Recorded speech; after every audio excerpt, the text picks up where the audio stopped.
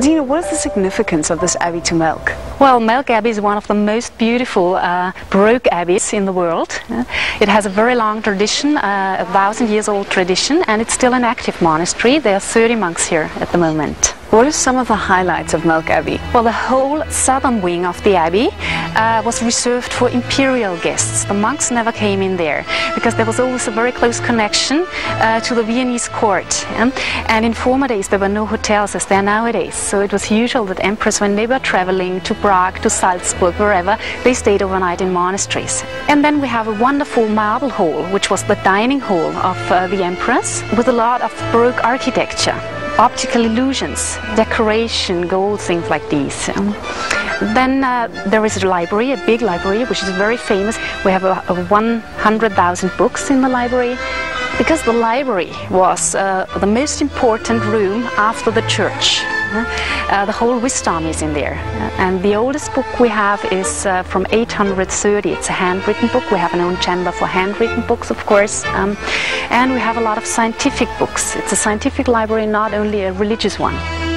And of course the high point of everything is the church. The Baroque idea of the church was to build a palace for God, and nothing could be good enough for God, and to bring down paradise on earth.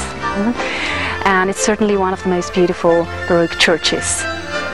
Its fame helped it survive Napoleon's campaigns, the Second World War, and after a major fire, it's again been restored to its full glory.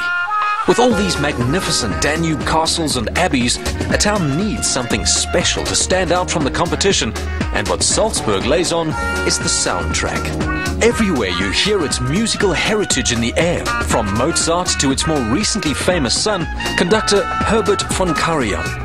From Salzburg we heard another town calling our name. Passau is one of Bavaria's oldest and most charming cities, located at the confluence of 3 rivers, the Blue Danube, the Green Inn and the Black Ilz. On a clear sunny day you can actually see the 3 different colors converging. Fate is a strange thing, and though at the confluence of 3 rivers, Passau was almost burned to the ground in the 1600s. The wonderful Baroque buildings that dominate the city today were built after the Great Fire, and the most striking is undoubtedly the Cathedral of St. Stephan, boasting the world's biggest church organ.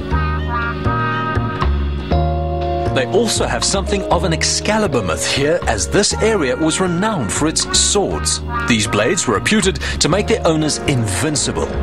But about the most lethal pointed object surviving today is a set of knitting needles. Very big round here, since hand-spun wool is a product still available thanks to women like Francesca Neumiller of the town's Living Museum. She was about to undergo the challenge of having Joanne as an apprentice. Grüß Gott! Hallo, ich bin Johanna, I'm Joanne. Und ich möchte gern lernen zu spinnen. I would love to learn. Yes, please. So, yeah. I've heard that you can teach me. Ich habe gehört, du kannst mir bitte lernen. Ja, gerne. Perfekt. Ich möchte gern eine Jersey machen. Aha. So. So? Okay. Jetzt. Und mit meiner Fuß? Jetzt, wenn hoch ist, jetzt drauf. Drauf. Und weiter. Drauf. Weiter. Drauf. Ja, gut. So, weiter. Oh, Entschuldigung. Sorry. So, nochmal drauf. Und mit ja. meiner Hand, how do I do with my hands? Und da ziehen. Like that, okay. Hand-Foot Coordination. Hand und Fuß zusammen. Ist schwierig.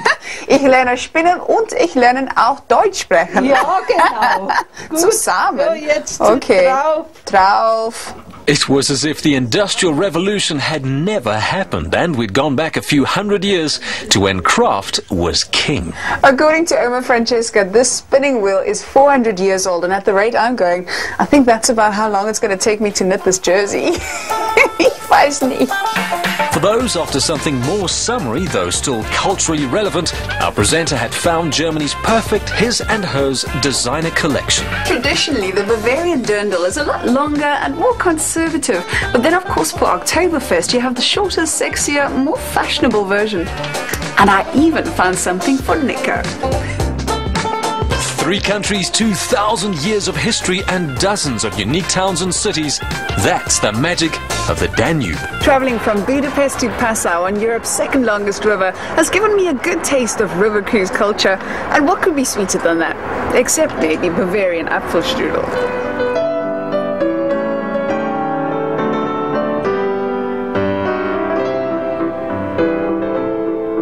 Sure Travel puts you in the picture this week. Make memories that last a lifetime with holiday packages from Sure Travel. Details on the website and in Top Billing magazine.